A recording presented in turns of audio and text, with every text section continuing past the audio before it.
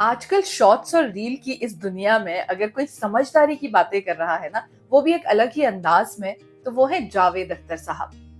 तो आज इस वीडियो में हम भी जावेद अख्तर साहब की पोइट्री बुक्स की करेंगे बात। हाय, हेलो, नमस्ते। My name is RJ Manjula and welcome to my YouTube channel, जहां पर आज मैं आपके लिए जावेद अख्तर साहब की कुछ पोइट्री बुक्स का रिव्यू करने वाली हूँ।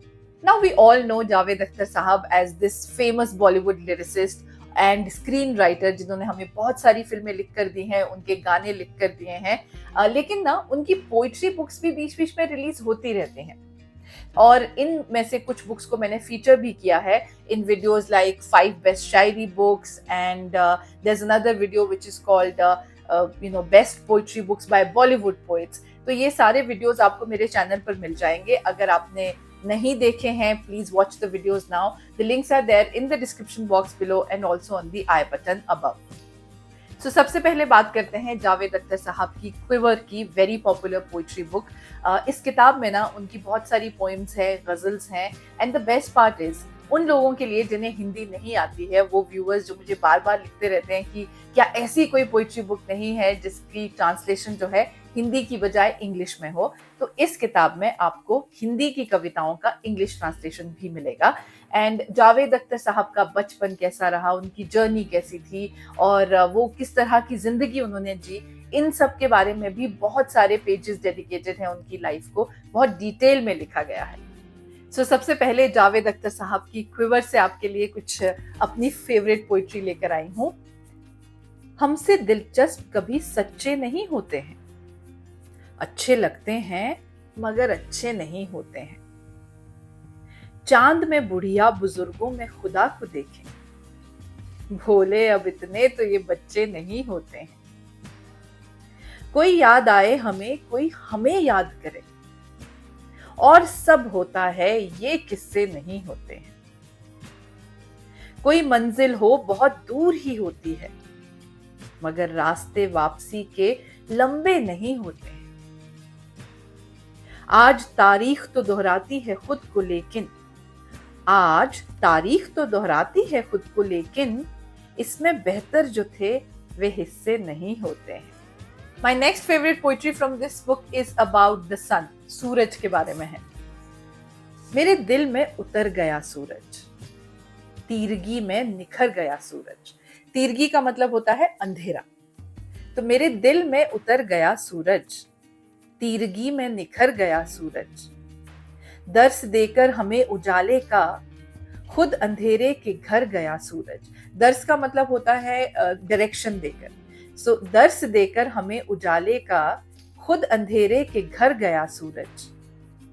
हमसे वादा था एक सवेरे का, हाय कैसा मुकर गया सूरज। चांदनी अक्स चांद आईना, आईने में संवर गया सूरज। डूबते वक्त जर्द था इतना, मतलब वो बीमारी में पीले पड़ जाते हैं ना, तो वैसा जर्द उसे कहते हैं, पीले रंग को। डूबते वक्त जर्द था इतना, लोग समझे कि मर गया सूरज। दूसरी जो जावेद अख्तर साहब की पोइट्री बुक है उसका नाम है ख्वाब के गांव में, और ये बहुत क्रिएटिव है, बहुत अलग है दूसरी पोइट्री बुक से। इसमें ना जावेद अख्तर साहब जो लाइफ में बहुत नॉर्मल कॉन्वर्सेशन में कुछ ऐसी बातें बोल जाते हैं जो डायलॉग बन जाती हैं, तो उनको डायलॉग फॉर्म में ही लिखा हुआ है।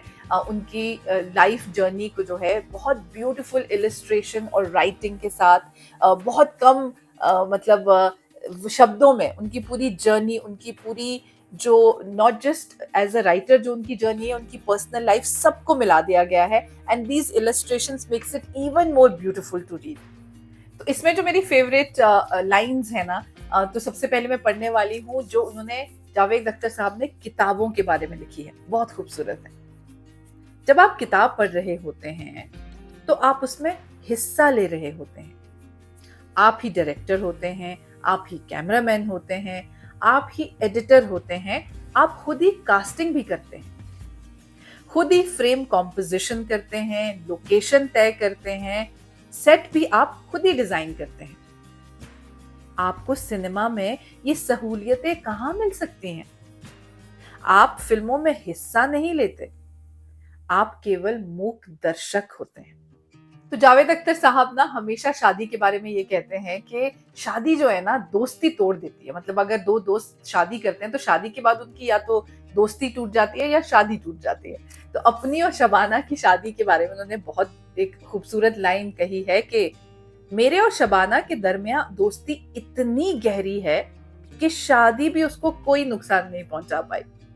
तो किताब की शुरुआत में ही ना जावेद अख्तर साहब कहते हैं कि वो नास्तिक हैं, किसी भी रिलीजन किसी भी धर्म में बिलीव नहीं करते हैं। तो उसी बारे में भी उन्होंने कुछ लाइंस लिखी हैं कि मैं कब से कितना हूं तन्हा तुझे पता भी नहीं, तेरा तो कोई खुदा है मेरा खुदा भी नहीं, कभी ये लगता है अब खत्म हो गया सब कुछ, कभी ये लगता है अभी तो कुछ हुआ भी नहीं।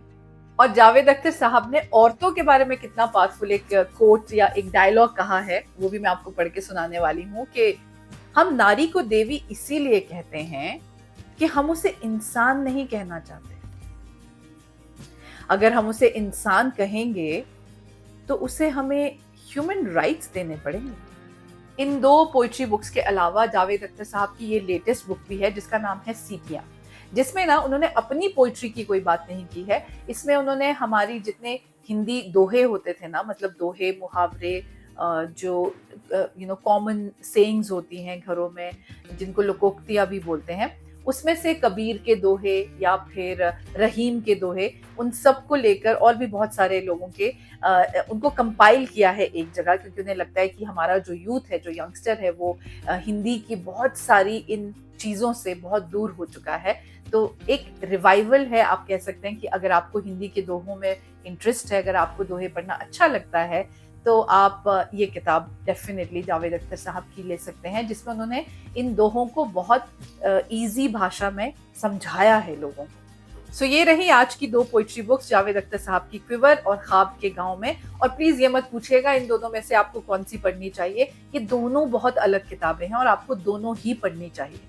सो आई होप आपको जावेद अख्तर साहब की इन पोइट्री बुक्स का रिव्यू पसंद आया होगा। अगर पसंद आया है तो please share this video with all the poetry lovers you know, जिन्हें हिंदी पोइट्री पसंद है, ऐसे लोगों के साथ इस वीडियो को जरूर शेयर कीजिएगा।